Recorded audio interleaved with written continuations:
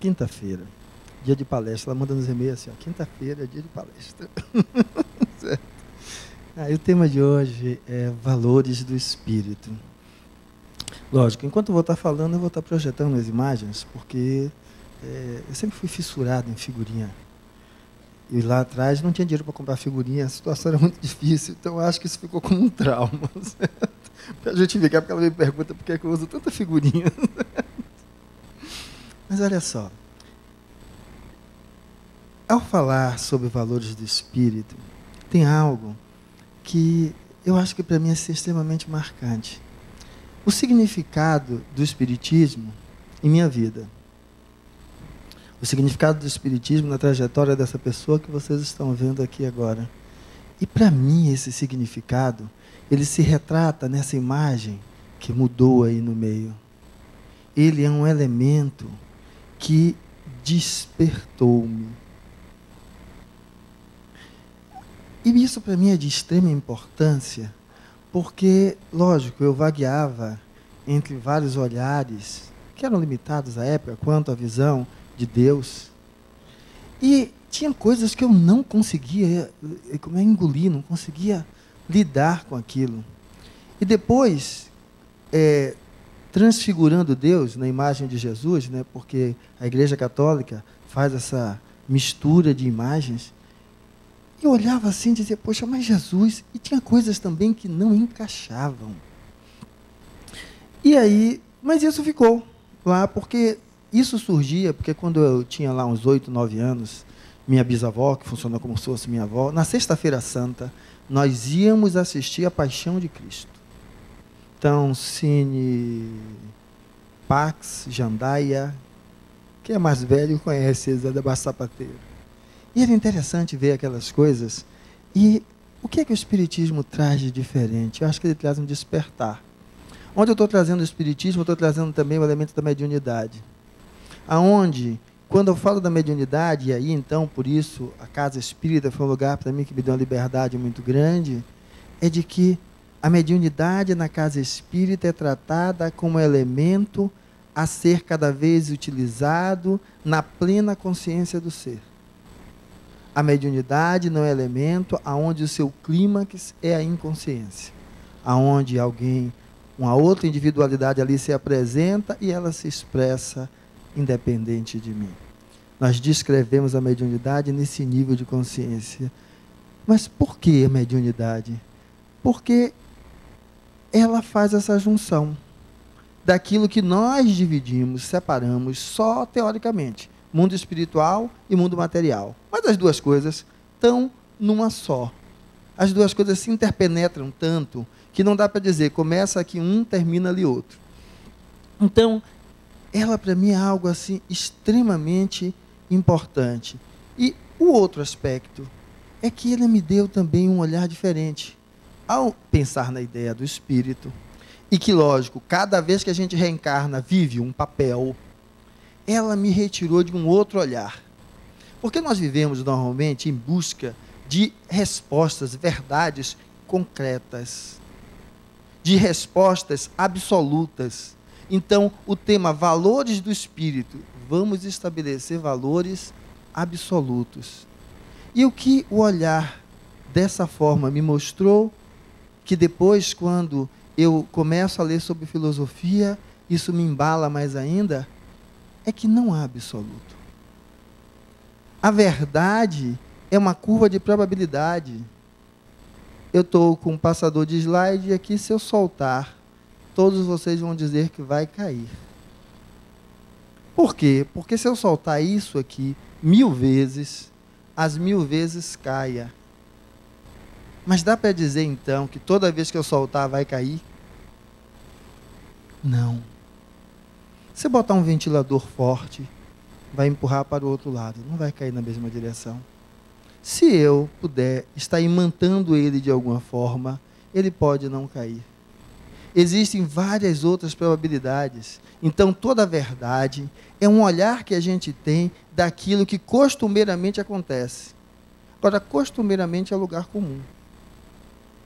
Quando a gente fala em valores do espírito, estamos falando em algo que tem algo de especial. Porque aí sai daquela visão do Deus, que era um Deus que castigava, me punia, por eu ser imperfeito, por culpa e criação dele. Então, veja só, eu era valorado por alguém, por um ser que me criou com defeito, e aí ele dizia se era certo, se era errado, se era bom, se era ruim. Então, a partir daí, o relativismo de valores ficou pior ainda. Porque não dava para entender. E aí vai para a ideia de Jesus. Do mesmo jeito. Do mesmo jeito. Um Jesus que, para ter valor, ele precisava ter nascido de uma virgem. Se fosse de uma mulher comum, não tinha o mesmo valor.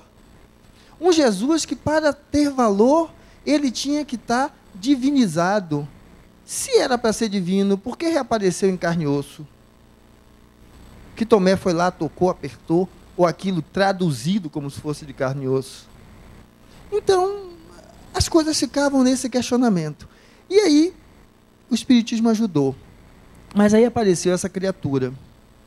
Porque, veja só, na vida nós precisamos nos entender como insigne passantes ou insigne ficantes. Ou retirar esse prefixo. Retirar esse prefixo.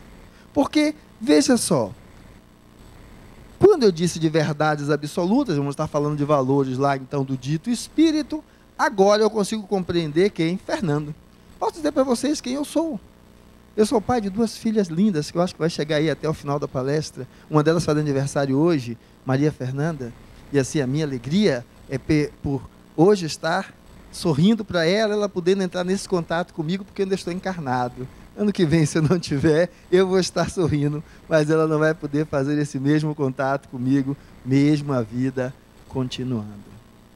E essa alegria do contato que possa se dar a um nível de percepção dos dois, dentro de um mesmo parâmetro. Mas a gente precisa perceber isso, porque olha só, parece que nós somos fixos. Se eu perguntar, por exemplo, quem é a Ana Carmen, é alguém que reclama dos meus quadrinhos, mas nem sempre. Ela já não reclama mais. Certo? Então, olha só. Quem é você? Quem somos nós? Veja que a cada momento somos pessoas diferentes. Você de 10 anos atrás é o mesmo da agora? Não. A sua forma de lidar, de analisar as coisas é igual? Aí vai que alguém diga, não, eu sou o mesmo João.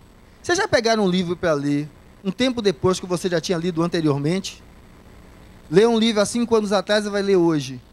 Você vê que a sua interpretação muda. Você começa a enxergar coisas que antes você não enxergava. Então esse ser você, ele não é algo fixo. E aí vamos entender a jornada do ser entre criança, que fica adolescente, adulto, envelhece e morre. Veja que não são os mesmos. As coisas vão se agregando. Se não são os mesmos, como é que vamos falar de valores? E eu vou falar de um valor para esse ser Fernando como algo absoluto. Se essa pessoa, esse Fernando, foram Fernandos diferentes na trajetória de criança até a velhice. Quem sou eu? Porque a pergunta é, ao falar de valores do espírito, você vai precisar saber de quem? Do que é que eu estou falando? De quem?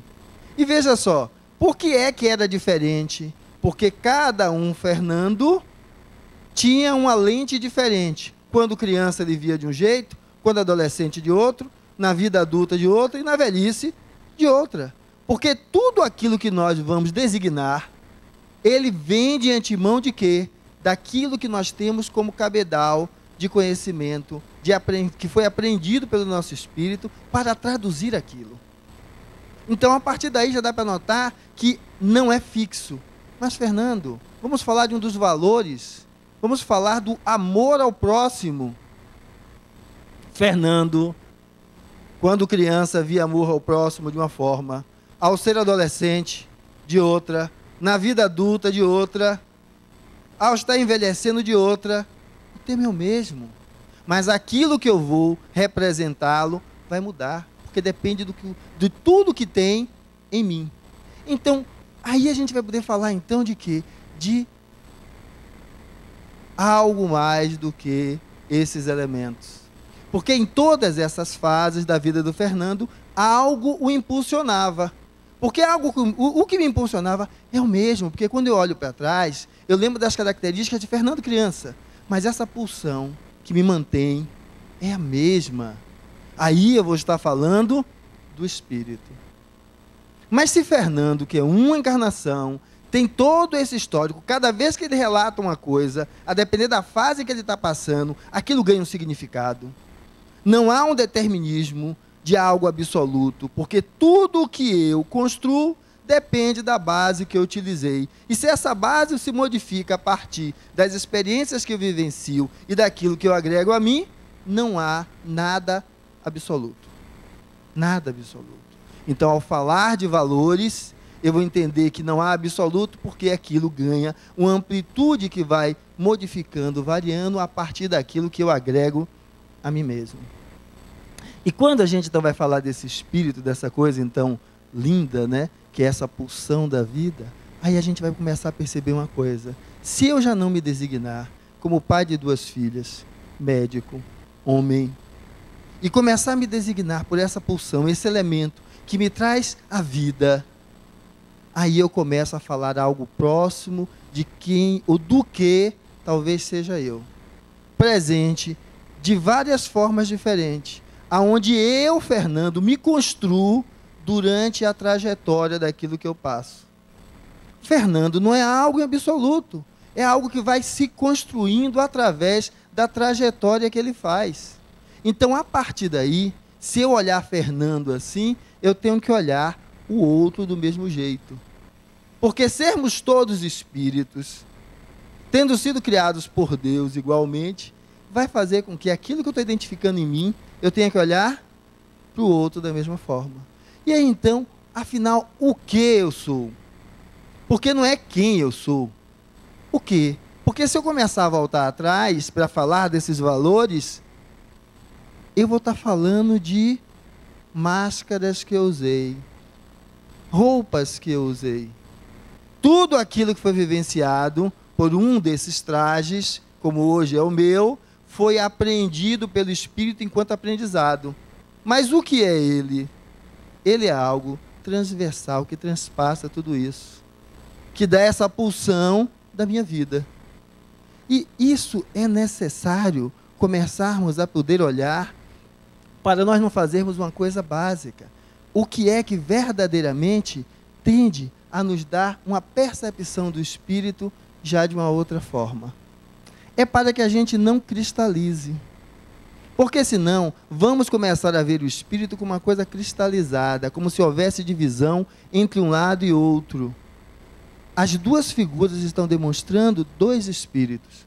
Um encarnado e um desencarnado. A diferença de um para outro é o estado em que ele se expressa para que você possa percebê-lo.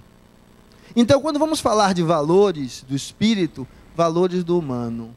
Porque espírito é a designação que ocorre a partir do surgimento do homem. Valores do humano. Estando fora do corpo físico ou no corpo físico. Então, vamos falar de tudo aquilo que é integrado a essa pulsão que me traz a vida. E aí, quando a gente começa, então, a poder sair desse olhar, vamos começar a buscar perceber que, para falar de valores do espírito, eu gostaria que vocês pudessem falar dos seus valores. Porque se eu tive várias fases e essa forma de me perceber muda a forma de eu transcrever o mundo, eu já começo a perceber que nada com que eu interajo tem uma única forma de escrever, de ver, de perceber. Então a vida nos chama a necessidade de nós olharmos para ela com mais de um olhar. Mas, Fernando, por que tem que ser assim? Não tem que ser, é assim. Por isso que Fernando disse que cada fase da vida, ele se descrevia e se colocava de uma outra forma. Porque a gente descreve a vida a partir do cabedal que a gente tem dentro de nós. Não há um concreto do outro lado que só tem uma possibilidade. Mas por que isso é importante? Porque, veja só, quem está aprisionado, só está aprisionado porque está num labirinto, batendo de frente com a parede, e acha que a única possibilidade que tem de movimento é bater de frente com aquela parede. Ele não aprende a criar outras oportunidades. Criar outras oportunidades é sair de uma visão congelada. E sabe quando é que essa visão se torna mais presente? Que aí eu vou trazer o primeiro valor que eu acho que o espírito tem que se reconhecer. Ignorante. Um dos valores primários do espírito é saber reconhecer a sua ignorância. Porque justamente como nós somos extremamente ignorantes, nós vemos na vida normalmente a sombra. A sombra se projeta mais do que aquilo que verdadeiramente é a base do qual ela se projeta. E é justamente por isso que nós vamos destruir aquilo que há de mais raro, porque nós não fomos feitos para ser criados sozinhos. Por isso que a gente se encanta por alguém e vai dizer que é o nosso grande bem. E às vezes quando o pau quebra, certo? O bem vira o capeta. Vira o quê? Quem não presta. Aquela pessoa que era doce, linda, maravilhosa, continua com 2 olhos, 2 bocas, um nariz, certo? Então, mas não eram 2 bocas, era uma só, mas eu via 2, então eram 2 bocas. Ou seja, aquela pessoa continua sendo a mesma, porque não muda. O espírito não se transforma num toque de mágica. Só que eu projetava nela aquilo que eu queria. E quando eu não encontro aquilo que eu projeto, eu vou me frustrar e vou ver naquilo que eu projetei apenas o quê? Escuridão, trevas. A imagem da sombra como algo negativo. Então, quando a gente assume a nossa ignorância, é a primeira coisa. Por mais que eu me apaixone pela minha pequenininha de 5 anos, eu tenho que entender que se eu a amo, eu tenho que fazer uma coisa básica, que é o seguinte, para a gente falar do que é ignorância. Se nós tivéssemos aqui uma caixa daquelas de brita, e eu dissesse a vocês agora, só brita, pedrinha, que olhe, eu quero fazer aqui agora um canteiro de tomates. E aí, frente à caixa de brita, gritasse, nasce tomate. Vocês iam dizer que eu estava o quê? Doido. Ou então eu queria fazer mágica. Por quê? Só tem brita. Aí não, Fernando, bota as sementes. Nasce tomate. Ia nascer? Não, Fernando, mas tem que também regar. Nasce tomate. Não, Fernando, mas tem que botar também na luz do sol. Aí chegou outro dizendo, mas tem que ter adubo, só tem pedra aí. Então veja, exigir de algo que ele não pode dar, é sinônimo da ignorância. É sinônimo da ignorância, é um dos nossos valores, que nós precisamos transpor, porque a gente vive na relação do outro, exigindo do outro o que o outro não tem para dar. Não tem para dar. Ou então o contrário, não quer dar. E veja, que relação fantástica, onde eu tenho que obrigar o outro a fazer o que eu quero. Ele não tem ou não quer. Então, a primeira relação de valor, quando eu reconheço a minha ignorância, simplesmente não cobrar do outro o que ele não tem e não cobrar do outro o que ele não quer dar. Mas veja, quando eu não reconheço a minha ignorância, é o contrário. Ela é assim porque ela quer. Ela faz isso de propósito só para me perturbar. Ela faz assim só para me espizinhar. Veja, você coloca no outro tudo aquilo. Porque não assume a sua ignorância, porque você acha que você é capaz de compreender o outro em sua plenitude. E a partir daí, você é capaz de ditar o que vai acontecer. Simplesmente por isso. Mas, Fernando, se você soltar isso, vai cair no chão em linha reta. É uma possibilidade. É uma possibilidade. Tem várias outras que podem acontecer. Mas nós continuamos a fazer a mesma coisa. E aí, quando a gente faz isso, como é que a gente consegue, então, sair desse quadro? Vamos olhar como é que a gente lidar com a vida. A maioria de nós procura o sagrado durante o momento das dores. Ou seja, se tivesse tudo na boa, com todos que estão aqui, não estariam aqui. Não estariam aqui. Vamos festejar em outro lugar. Senta no lugar de festejar? Não dá para tomar um vinho, não dá para tomar um tira-gosto. Vamos sentar ali para ficar ouvindo. É o local do festejo? Não, é o local que a gente vai por estar sentindo as nossas dores. Mas se eu descrevi que ao soltar isso, não existe uma única possibilidade de cair, significa também que quando eu vejo as dores, eu preciso entender que eu estou criando aquilo. Sair da ignorância de que aquilo pelo que eu passo é algo como um castigo, algo imposto pela natureza. E aí a gente vai ver que nós estamos acorrentados. Nós nos acorrentamos. Às vezes está naquele trabalho chato, porque não se propôs fazer algo diferente. Quer que caia do céu. Quer ganhar na loteria e não joga nenhum bilhete. Quer dar sorte de achar o bilhete já ser premiado. Então a gente quer que o filho seja aquela coisa maravilhosa, também como bilhete de loteria. Eu não invisto nele. Eu faço o contrário, eu só coloco o dinheiro. É aquele que gritava para nascer tomate onde só tinha pedras. Que alguém disse, não, tem que botar o adubo também. Então, qual é a minha participação? Aonde aquilo que eu estou vivendo, que uma das dores representada nas rachaduras dessa senhora, que aí está, sou eu que estou me impondo por limitar a minha possibilidade como ser, porque o outro elemento além da ignorância é a liberdade. O ser humano é a liberdade, porque ele tem o livre-arbítrio. Então o livre-arbítrio é outro valor do ser humano. Se ele conseguir compreender esses dois, ele vai se desacorrentar. Mas veja, uma coisa fantástica que a gente faz uma outra coisa. Por não assumir a ignorância, basta alguém dar uma sopradinha e aquilo que a gente fez ganha um tamanho maior ainda. Nada é tão ruim que você não possa botar um toquezinho de culpa e torná-lo pior. Está vendo? Foi você que quis, foi você que fez. E aí a gente veste aquilo ali e piora. E aí a partir daí a gente vai criar o quê? Um castigo. Porque se teve culpa tem que ter o quê? Um castigo. Mas, Fernando, eu não sou assim comigo.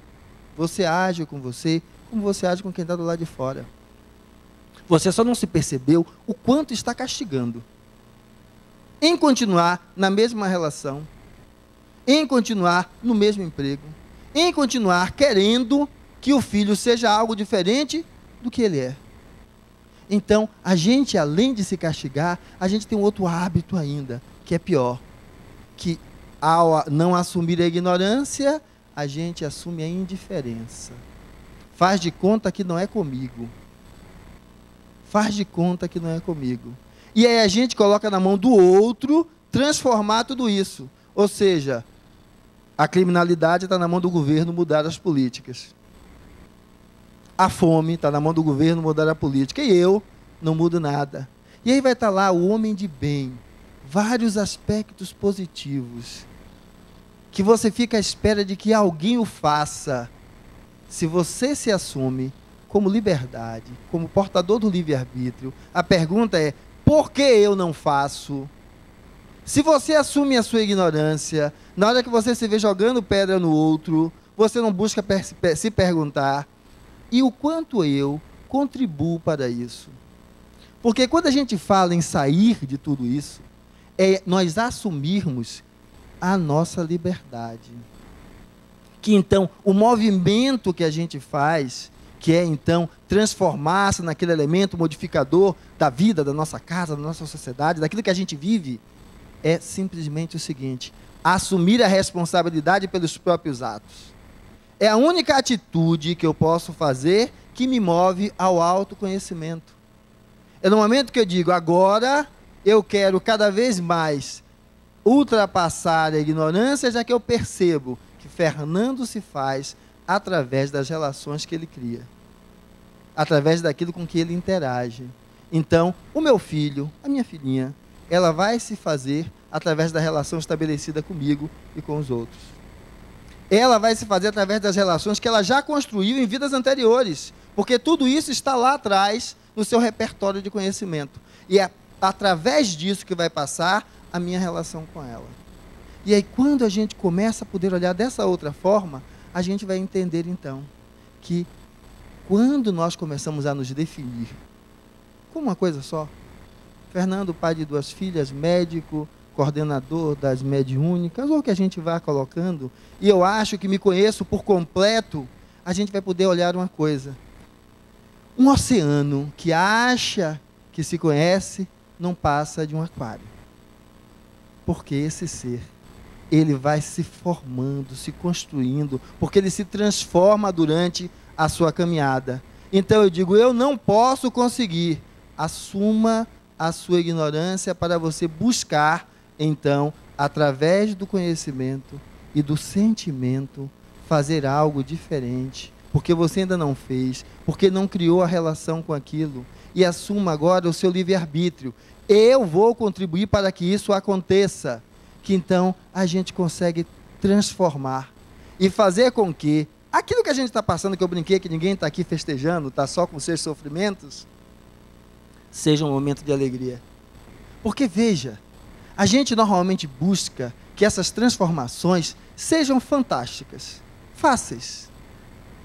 Fáceis. Ou seja, a gente vai assistir novela, falar de futebol, ler revista, mas em nenhum momento a gente vai procurar fazer o seguinte: sair da ignorância. Temos problemas com filhos, com colegas, com vizinhos, e a gente vai aprender a lidar com isso aonde?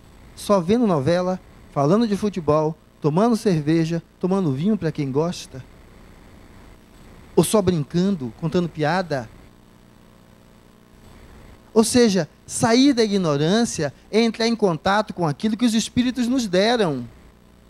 Nós tivemos o iluminismo, que tira aquele obscurantismo da Idade Média, grandes filósofos, falando sobre esses valores: Deus, a vida, a relação com o próximo. E isso está lá no baú, porque a gente quer pegar a revista super interessante e descobrir a chave do baú de tesouro. A gente tem um problema de relacionamento com o filho e quer que leve ele para o psicólogo e o psicólogo resolva a cabeça dele, sem saber que a nossa também está dentro. O que é isso? Ignorância. Ignorância e não se perceber ignorante, porque ele acha que está diagnosticando o problema do filho, sem identificar que todo problema de relação é de todos aqueles que fazem parte dela. Então, quando a gente começa a buscar e olhar, aí a gente vai olhar para aquilo que está ali, aquela cruz ali que está, a gente começa a ver a vida como uma cruz, e todo mundo quer diminuir a sua. Esse quadro tem um outro que eu não trouxe aí, que o cara anda com a cruz, quando chega lá tem um despenhadeiro. E aí a cruz que ele leva, se for comprida, ajuda ele a atravessar. Pequena, ele tem que voltar para pegar outra maior. Mas na realidade, é que veja, nós estamos em um momento em que um dos valores é da diversão e do prazer. Aonde o prazer pelo prazer é o que há de melhor. Aonde a gente não se preocupa na construção do ser. E a construção do ser é a saída da ignorância, reconhecendo a ignorância que há sempre dentro de nós, para que não nos leve a ser o postulador das verdades para o outro. E aí, quando a gente começa a olhar isso, a gente vai dizer assim: não, mas é a minha cruz. E veja só, a cruz que estamos falando é porque a gente está se referenciando a Jesus. Uma história tão bela ficou marcada pela cruz. Uma história tão bela de alguém que transpõe a morte, que faz várias coisas impossíveis para aquela época, ficou marcado com a cruz. Porque significa que a nossa ignorância ainda nos faz ver a vida como um peso. E aí então, o que é que nós fazemos? Vendo a vida como um peso, nós vamos precisar de um Salvador. Vamos divinizar a imagem de Jesus. Jesus nasceu o quê? De uma mulher, de um homem. Cresceu, colocou as suas ideias, teve seguidores e morreu. O Jesus que nós vamos estar falando, de todo esse valor, ele viveu como homem. E ele se coloca, quando a gente vai olhar para ele, ele não se coloca dessa forma divina. Ele gostava de ser chamado de Filho do Homem. Filho do Homem. E a gente, então, enquanto valor, é sair da ignorância de que o que há de melhor, certo? É algo que está no divino, que está fora do humano, que está fora do que você é, do que eu sou. E aí então, quando a gente começa a buscar lidar com isso, aí eu gosto de uma imagem de Jesus diferente, que é Jesus, não é o Cristo, que foi homem igual a gente, e que quando olha para a gente, dizia assim, ó, que vocês podem fazer mais milagres do que o que eu fiz. Não é os milagres que a gente faz hoje. A gordinha vai, faz lipoaspiração e vem toda sequinha. Não é esse milagre que ele faz ainda. Não é a cirurgia bariátrica, que pega o gordinho também, ó, deixa magrinho. Não é esse milagres. Mas o que ele vai dizer? O que você pode fazer com a vida. E pode fazer mais do que o que eu faço. Então ele nos leva ao despertar e entender que essa luz que existe é o que temos que despertar. Mas pela ignorância, que é um valor introspecto em nós, a gente começa agora a colocar que Jesus é essa figura divina que vai carregar a gente nos braços. A gente não assume literalmente a nossa liberdade, o nosso livre-arbítrio.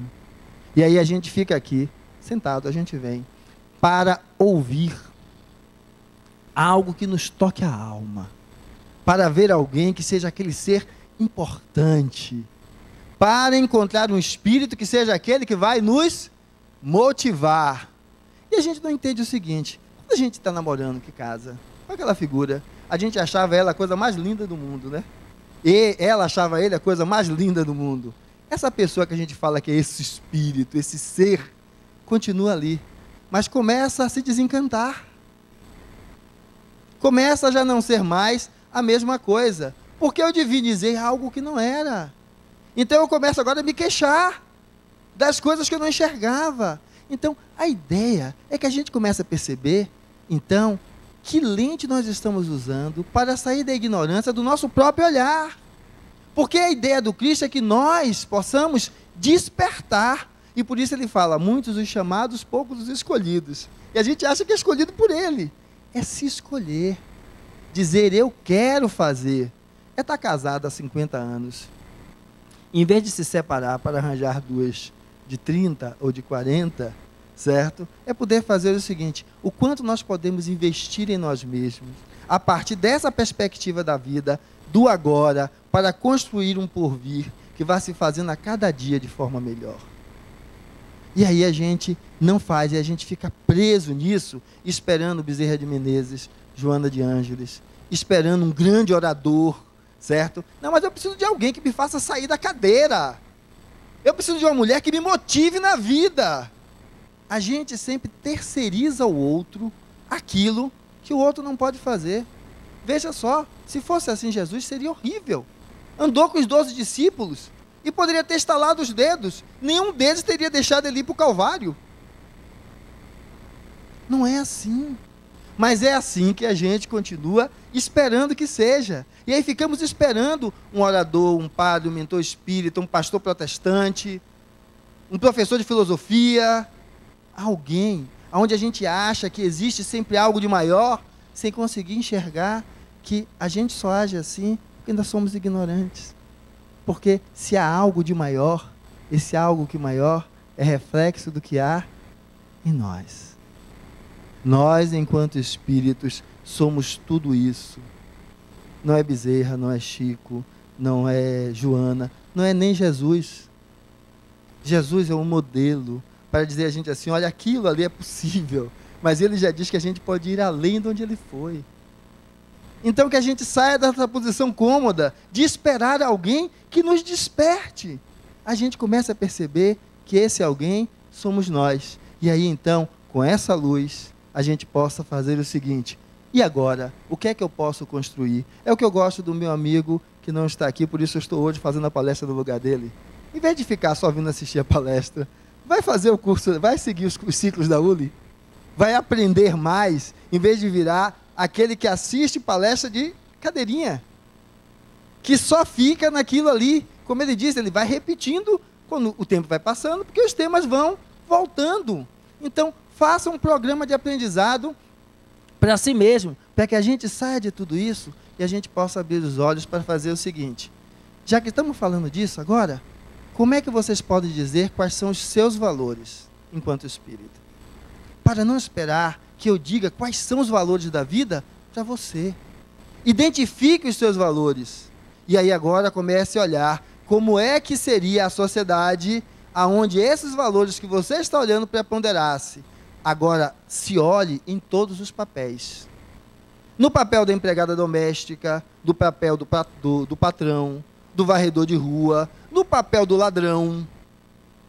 Se coloque em todos os papéis, para que agora você possa, então, abrir os olhos e poder perceber. E saia daquela ideia de ficar esperando um Salvador. Assuma esse valor do Espírito, a liberdade. Assuma esse valor do Espírito que é capaz de gerir sua própria vida. Porque eu não vou falar que o amor é o maior valor da vida, porque para cada um de vocês, essa palavra vai ter um significado. Se você acha que o amor é o maior valor da vida, veja como é que é visto por você esse amor. Porque do amor que eu falar, pode não ser o amor que você enxerga. Mas, Fernando, não é isso. Quando nós nos amamos e nos casamos, estávamos vendo um único amor. E quando depois cada um vai para um lado, porque na realidade cada um estava vendo apenas aquilo que projetou. Então, assumir isso faz com que a gente possa sair. E veja que eu coloquei um sair saindo do espelho. É porque, veja só, o que é conviver? Esse valor maior da vida que nós não vivemos, não nos construímos sozinhos. É identificar que, por exemplo, uma mulher, minha amiga Ana, deve ter ficado alguns minutos, volte, na frente do espelho, se penteando. Até o momento que ela olhou e achou que estava linda. E aí então veio. A pessoa chega ali e diz, Ana, que mau gosto, essa camisa floral está fora de moda, cheia de babado. Ela que estava com o astral para cima ia ficar o quê? Para baixo. Aonde nós dependemos, para o nosso estado de espírito, do olhar do outro sobre nós. E aí, é justamente esse espelho, porque esse espelho não é só aquele da casa dela, porque ela olhou no espelho da casa dela e estava lindo, mas quando eu critiquei, ela ficou para baixo.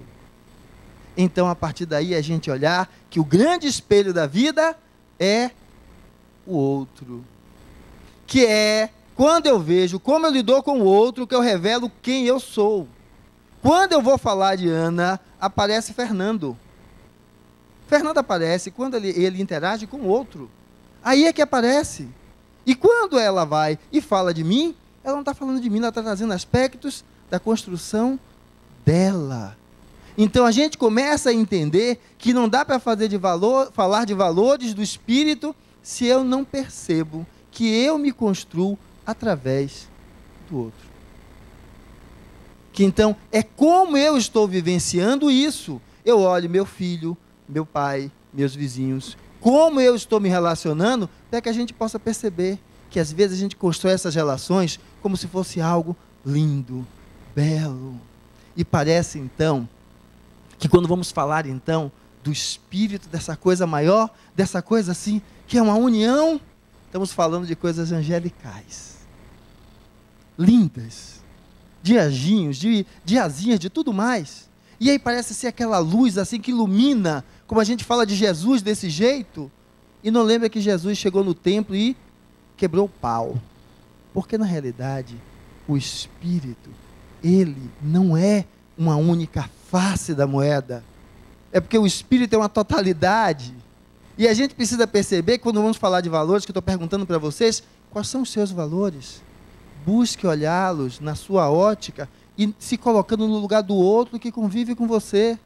Porque veja que aquilo que parece ser positivo em um momento, pode se tornar negativo no outro. Então, se não assumir essa ignorância, que esse encontro entre os aspectos positivos e negativos tem que se fazer, para que você possa ter harmonia dentro de você, você sempre vai estar querendo fazer o encontro assim. Essa é minha parte boa, que vai querer fazer as pazes com minha parte ruim, que está ali. Enquanto eu me colocar assim, não resolve. Agora eu entender que isso que eu estou dizendo que é bom, pode ser bom num contexto e ruim no outro. Então é unir os meus valores em prol de mim mesmo. Então eu não estou querendo ditar um valor, mas assim, se você vai falar de algo positivo, fale de algo negativo e veja algo que transcende esses dois elementos. Porque a sua agressividade você pode usar como forma positiva para alavancar você a enfrentar a vida, a não baixar a cabeça. O seu egoísmo, que quer tudo para você, pode levar a buscar construir o que você quer para você, e não a tomar do outro o que você quer para você. Então, quando nós começamos a olhar desse jeito, aí a gente muda, porque aí, então, sair da ignorância plena para perceber que a ignorância permanece, para que eu não seja o dono da verdade, mas é a ignorância que, veja só, ela permanece, ela me envolve, ela me abraça. É a ignorância que se revela na busca do conhecimento. E aí, então, vamos estar falando de um grande valor, porque então eu vou reconhecer a minha liberdade, e vou reconhecer a liberdade do outro, porque falar de liberdade como valor do espírito é aprender a respeitar a liberdade do outro ser como é, e não nós queremos pintá-lo ele como eu acho. E eu queria dizer a vocês quais são os grandes valores da vida. Encontre-os. Se vocês não têm hoje pulsão para buscá-los, não adianta eu falar deles, porque serão apenas palavras ao vento. Não se formarão imagens no seu psiquismo que lhe faça perseguir aquilo, mas apenas palavras soltas ao vento.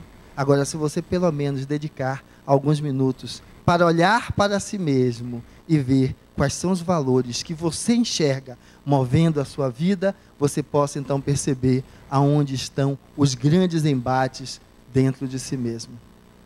E a partir daí, você então começa a perceber como fazer as pazes consigo e entender que seja qual for o estado que você tiver agora, é possível começar e fazer um fim mais adiante. Aonde então você possa perceber que isso que estava lindo é que agora eu não preciso mais de Joana, eu não preciso mais de Chico, eu não preciso mais de Jesus. Eu identifico que esse grande Espírito está dentro de mim mesmo. Quando eu digo que eu não preciso mais, é porque quando eu entendo o meu livre-arbítrio, a minha liberdade, eu busco agora fazer e vejo nele um auxílio, mas não uma muleta. Eu vejo estar com o outro, construindo com ele, e não o contrário, utilizando dele. Então, quando eu começo a perceber desse jeito, eu vou então entender o grande valor da liberdade do ser humano. A partir dela, tudo é possível a nível de transformação. Então, quando a gente vai perceber isso, a gente vai entender agora o que esse quadro quer dizer. Eu não mais me definir como Fernando. Porque tem um filme fantástico de Almodóvar, A Pele que Habito. Lindo se vocês assistirem. Imagine aquele estilista, da ótica do estilista. O estilista que era homem, ali, fisicamente. No final do filme era uma mulher. E aquele ser, quem é? E aí, uma das partes, naquela parte que ele está fazendo, assistindo a aula de yoga, o professor fala lá a ele que você pode se recolher dentro de si mesmo e manter sua integridade. É onde você consegue se perceber além da forma, além daquilo que o outro lhe identifica, passando a se perceber aquilo que você se identifica. E como você assume a sua ignorância, você não tende a dizer que você é uma única coisa. É um único estado, mas você vai perceber que você está assim. E cada coisa que você vivencia pode lhe transformando a estar de uma outra forma. E aí então o valor da liberdade, ele vai fazer com que você perceba que esse espírito que então ele se faz tanto encarnado como desencarnado. E aí não faz diferença estar de um lado ou estar do outro lado.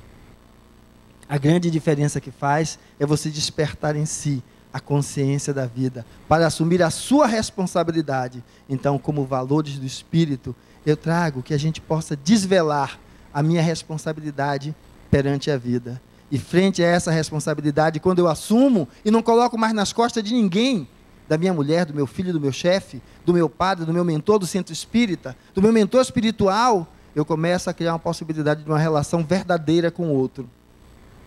E essa relação verdadeira pode fazer com que eu vá, então, construir a vida de uma outra forma. Eu não sei qual é a melhor forma para cada um de vocês, Mas se vocês começarem a se olhar, a perceber como vocês interagem, quais os valores que lhe movem, aquilo que vocês buscam, então vocês vão começar a descrever a possibilidade de construir um campo onde isso seja realizável. Aonde então a gente vai poder ver essa oração de Assis e entender que quando ele descreve: Senhor, fazei-me instrumento de vossa paz, e ele diz: onde houver ódio, que eu leve o amor. Entenda que antes de você estar trabalhando o ódio no outro, trabalhe em você. Ou trabalhe no outro junto com você. Não diga para o outro, construa em você também. Onde houver ofensa, que eu leve o perdão. Não ofenda a si mesmo. Porque você cerceia a sua liberdade, que é um dos maiores valores do Espírito. Aonde, quando você diz lá, onde houver discórdia, que eu leve a união. Cultive a paz dentro de si mesmo. E aí você vai estar levando a paz para o outro. Onde houver dúvida, que eu leve a fé. Ou seja, onde houver dúvida, que eu leve a fé de que não existe uma verdade, mas ela vai se construindo, e para cada um pode ter uma face diferente. Onde houver erro, que eu leve a verdade de entender que justamente a verdade é uma probabilidade, não é algo fixo e imutável. Aonde eu diga que onde houver desespero, que eu leve a esperança. Eu seja a esperança para mim mesmo e para o outro com que eu convivo. Onde houver tristeza, que eu leve alegria. Porque falar em evoluir, é só ficar de cara fechada, séria, é brincar, é sorrir, é também contar piada. Mas não pode ser só isso, é um conjunto do qual isso também faz parte. Onde houver trevas, que eu leve a luz. A luz não se impõe ao outro. A luz compreende e integra-se com o outro. Ela não está aí para destruir, mas para mostrar. E aí por isso que ele diz: ó mestre, fazei que eu procure mais consolar que ser consolado, compreender que ser compreendido, amar que ser amado. Pois é dando que se recebe, é perdoando que se é perdoado, e é morrendo que se vive para a vida eterna. Sabe o que é morrendo? É porque quando eu saio de querer ser o ditador do que é melhor para você, aí sim, abre uma possibilidade de vida eterna para você. Você é o único elemento capaz de mobilizar-se, de dizer para você aonde você está, aonde você quer chegar. Ninguém é capaz de fazer isso. É uma construção sua. E aí então, eu deixaria essa frase, que foi uma frase que o Chico trouxe, que eu achei fantástica. Porque se nós entendermos como grandes valores do Espírito, a liberdade, livre-arbítrio, e segundo, o reconhecimento de sua ignorância enquanto ser, que quanto mais evolui, mais alarga, mais percebe que ainda tem por onde construir, por onde ampliar sua visão. E aí então, em vez de usar do seu avanço como elemento, uma chibata para controlar o outro, o seu avanço dá ao outro liberdade, aquilo que ele mesmo também procura, quer e vive. E aí ele vai dizer o seguinte: se nós pudéssemos colocar uma legenda na frente de cada conjunto residencial, de cada cidade, de cada aldeia, de cada metrópole, de cada grande capital do progresso humano, se nós pudéssemos e tivéssemos bastante autoridade para isso, escolheríamos aquela frase de Nosso Senhor Jesus Cristo, quando ele nos disse: amai-vos uns aos outros como eu vos amei. Então, é quando nós começamos a tomar a premissa de ver qual o significado desse amor nos nossos olhos. E não querer impor esse significado para os que convivem conosco, mas entendermos que isso vai ter um significado pessoal para cada um de nós. E quando nós olhamos esse significado, sem ser o dono da razão, mas tendo senso crítico, de buscar observá-lo, como isso se reproduz no grupo em que eu vivo, quando eu me coloco no lugar do outro, eu começo a ser simplesmente aquele elemento que também me delimita normas, posturas, aonde agora não é mais eu olhando para o próprio umbigo, eu olhando para mim e para os outros, eu vivendo em um conjunto, onde eu começo a perceber que simplesmente a vida se estabelece dentro disso. E eu então não fico esperando uma finitude encontrar um céu, eu começo a entender que o céu é estar vivendo e começar a se perceber como responsável pela sua própria vida, sendo a liberdade o dom maior do Espírito.